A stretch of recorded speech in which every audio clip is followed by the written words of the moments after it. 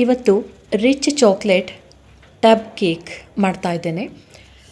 ಅದಕ್ಕೆ ನಾನು ಬೇಕಾಗಿರೋಂಥ cake ಬೇಸನ್ನು ready ಮಾಡಿಟ್ಕೊಂಡಿದ್ದೀನಿ.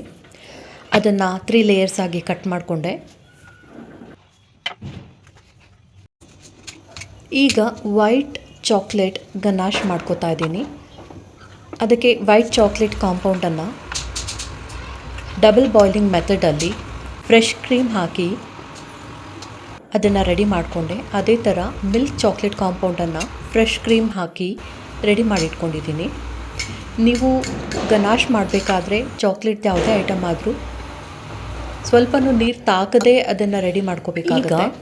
ಟಬ್ಗೆ ನಾನು ಬೇಸ್ಗೆ ವೈಟ್ ಚಾಕ್ಲೇಟ್ ಗನಾಶ್ ಹಾಕಿದ್ದೀನಿ.